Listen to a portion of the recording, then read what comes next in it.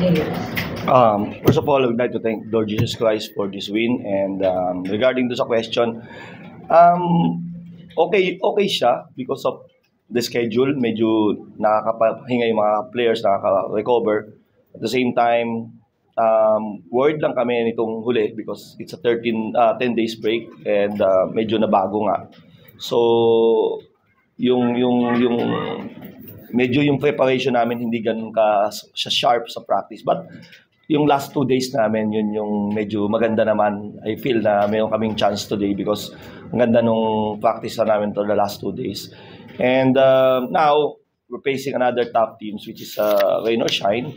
So, it's a test for us, character-wise and individual and as a team also. And I think pati yung condition namin, pati yung mindset, it's a test for us. So, good thing kasi nga naman sa playoffs naman ganyan, every other day game. So, maganda rin para sa amin tong back-to-back games namin.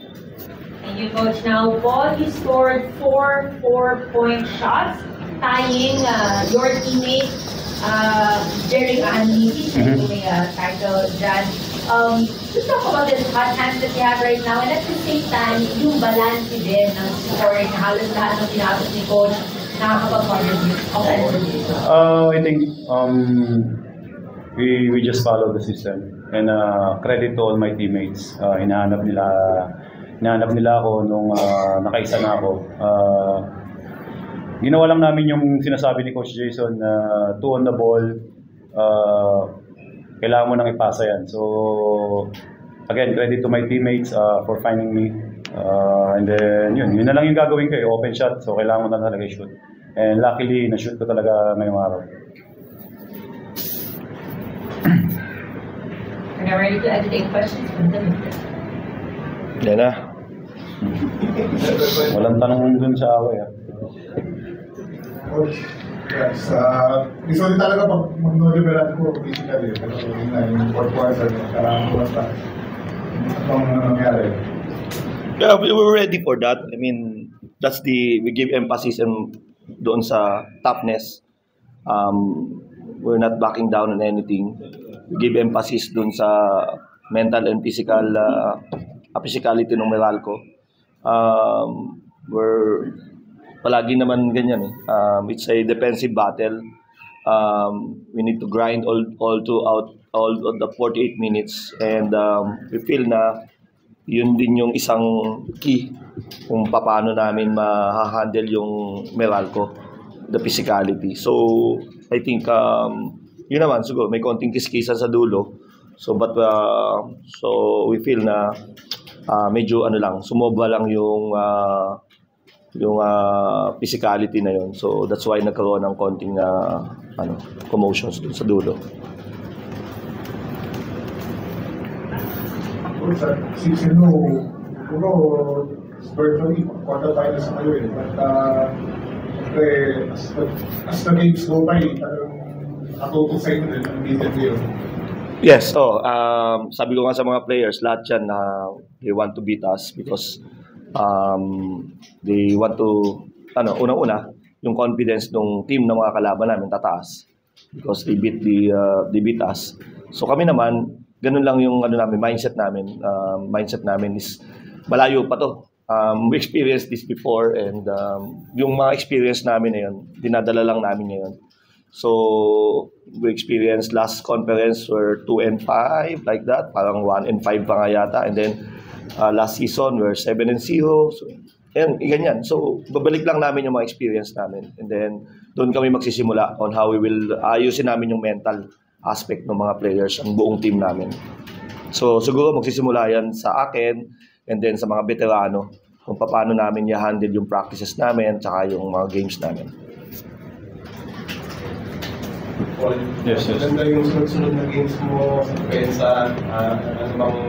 Meron bang nagbago or meron bang ginawa na kaya bumabalik na yung parang dating offense mo? Nothing special naman, no? Again, yun yung sinabi ko kanina. Credit sa mga teammate ko. Dahil hindi lang naman sa akin. Actually, we have 25 assists ngayong game na to. And I think consistent kami dun sa aspect na yun. Nagkataon lang na ako yung natutok ngayon. Sa akin yung mga open shot.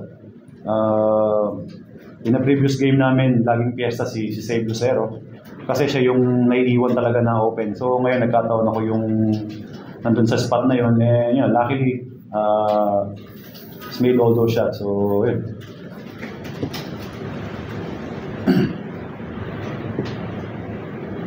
Coach, your next team is Reno Shine, the Tigers ng Talban. Another physical team. Right now, siguro try to see yung mga pag-aaralan namin yung rain or shine kung anong gagawin namin. And expect naman natin yun eh. Every time we face Meralco, rain or shine, physical. So, we're ready naman. I mean, mga players ko naman, veterano na rin yan eh. Alam naman nila kung ano yung pupuntahan nilang game. So, yun lang. Mentally, kailangan lang namin mag-prepare. This conference po si Coach parang binibigyan ng minutes yung iba. Yes. Bagay para sa iyo na Actually, malaking bagay sa amin kasi nga yung rotation namin mahaba. And yung trust na bubuo. So hopefully makip namin yung ganitong pace kasi nga yung sistema namin ngayon sobrang bilis talaga. So yun lang, credit talaga sa lahat dahil kung sino yung ipasok ni Coach. Si Jerry, last 2 games maganda yung ginawa niya.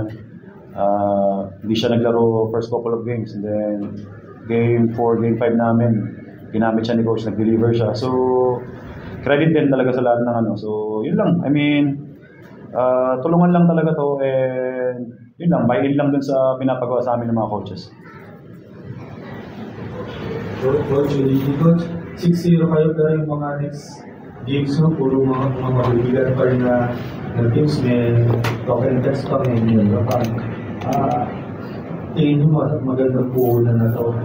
Yeah, it's a good start, Jel. But sabi ko nga, hindi kami pwedeng magpangkampante dahil hindi naman dito natatapos yung conference. So we're looking forward for the next few games because it will be a test for us. Rain or Shine, and then Northport, and then Ginebra. So yung mga din naman, yung mga standing dikit-dikit din eh. I think NLEX there, San Miguel, Converge, Ginebra. So, and then Token Text, 3 consecutive wins na rin yan. So, I think hindi pwedeng mag-relax. Kailangan, sabi ko nga sa mga players ko, we keep on working hard because that's the secret eh. I mean, they are embracing and buy into that hard work. Paul, palit ka na sa patos. Yes. Nakagagdag ba sa amin? Hindi naman. Shoutout Nike. Siyempre, nakakuha tayo ng libreng gamit so gamitin natin para bigyan pa tayo lagi. Nike, baka naman. I like that. Shoutout Nike. And our post-game press conference. Thank you, Apple. Thank you. Thank you, guys.